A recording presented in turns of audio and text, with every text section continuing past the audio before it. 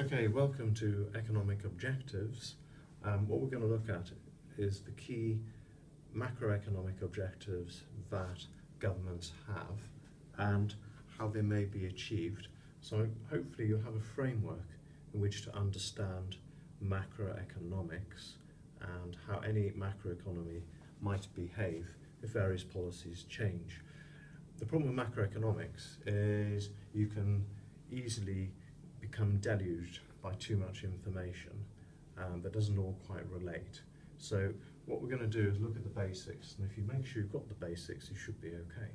So there are four key objectives that governments tend to have.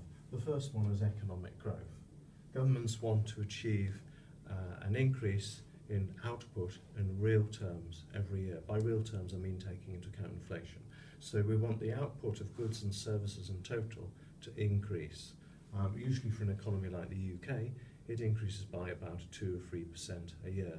That enables people to have a higher standard of living, which is GDP divided by the population. Also, low unemployment is a key goal. Unemployment is measured by the number of people actively seeking work that can't find a job, often using a survey, or it could be the claimant count. And unemployment, low unemployment, sometimes called full employment, is seen as being a really important macroeconomic objective, because the consequences of unemployment are quite severe for the economy and for the individual. Low inflation is another key goal. Inflation is simply an increase in the average price level over time, or a fall in the value of money. So what governments try to achieve is low inflation, and also finally a favourable balance of payments. That's basically exports minus imports, and it's not great to have too many imports, but neither is it great necessarily to have too few imports and loads of exports, because your population are benefiting from having some nice goods and services which you're importing. So these four macroeconomic objectives are key objectives of most governments. Now, the additional objectives that you might talk about when you're assessing the economic performance of the country could be the environment. Is the country able to grow without environmental damage and horrendous environmental consequences, such as excessive pollution? And another key issue is in terms of standard of living. Is there a large level of inequality or a low level of inequality? Many countries aim for a low level of inequality. But certainly if you have economic growth and an increase in standard of living, and that only goes to a few people, then maybe it's not judged to be that great a thing. Anyhow, let's look at how these might change. If the government basically has three policies that it can use, three tools, as we might call them, to control the economy. So we have fiscal policy, monetary policy, and supply side policies. If we look at fiscal policy, that's anything to do with taxation and government expenditure and the necessity for borrowing that the government might have. So we basically got G and T. Okay, that's not gin and tonic, that's government expenditure and taxation.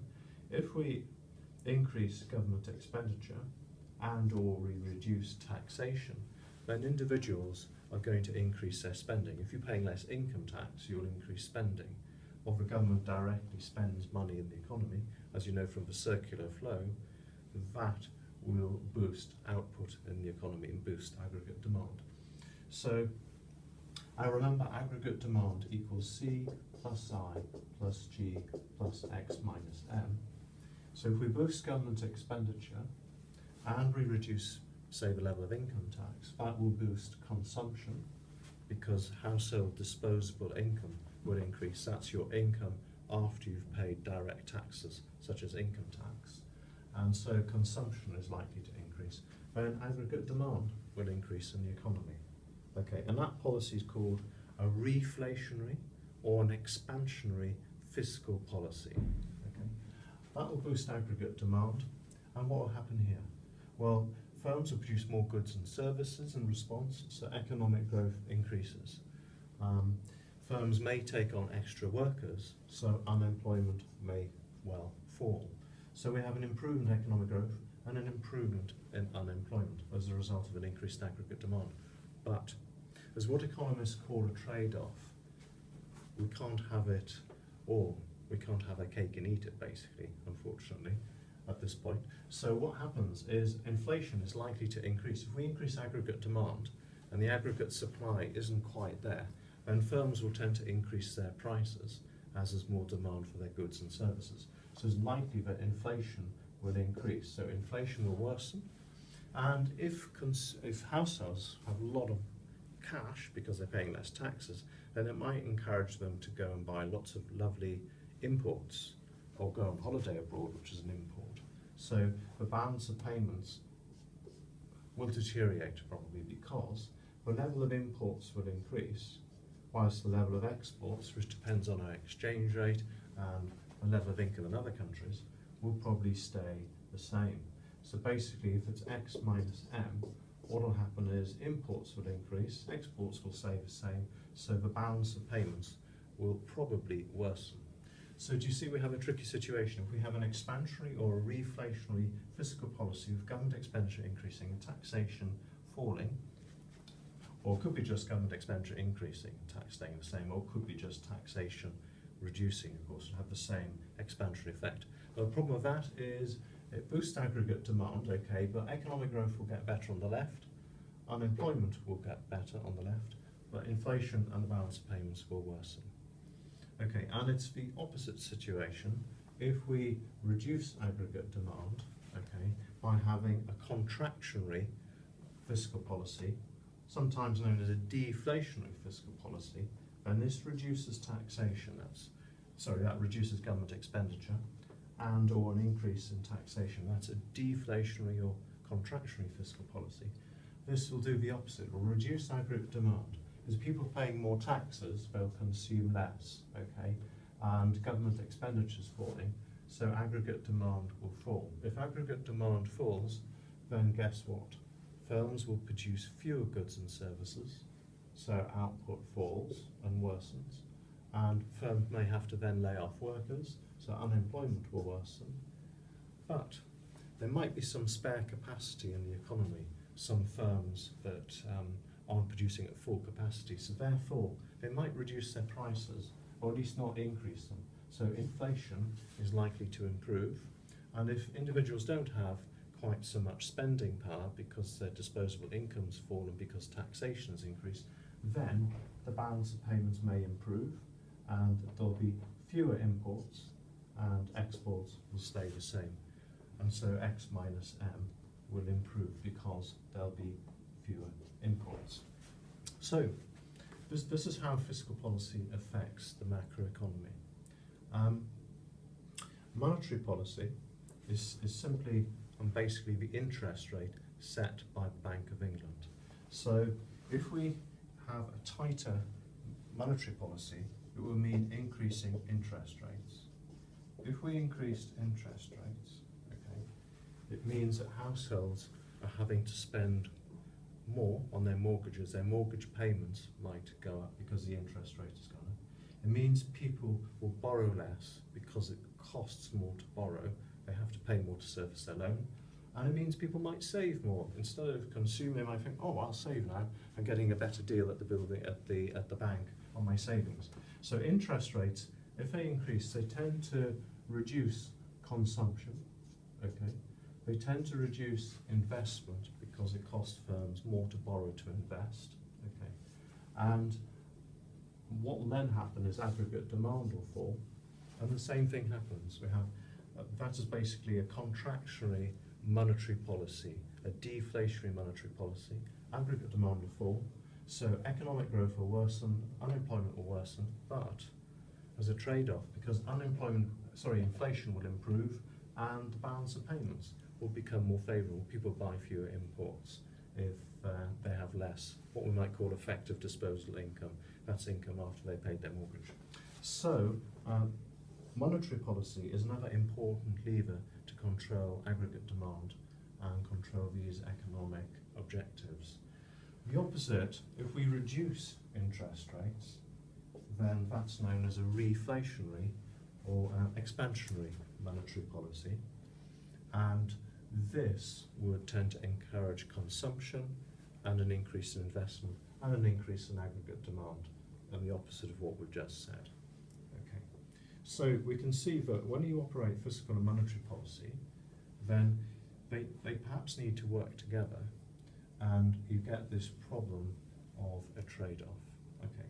But we'll come to supply side policy shortly, but just to mention that if we had a reflationary fiscal and monetary policy, it might be that it results in environmental damage, okay, and it might be that if the tax cuts are for the rich, it increases inequality. So we can often judge a policy's success in terms of what might happen to environment, okay, which tends to be a long-term thing, and certainly what happens to inequality. So these 6 points here are really how we judge the performance of a country.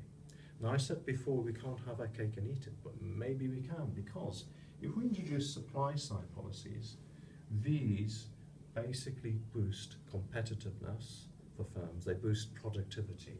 Now, say we introduce a policy such as more education and training, so we have smarter workers, okay? Their productivity increases. Productivity is a key to economic growth. It's basically output per person per hour. So if people are more highly educated, they have more skills through training as well, then that's a supply-side policy because it affects the quality of the supply of labour in the economy.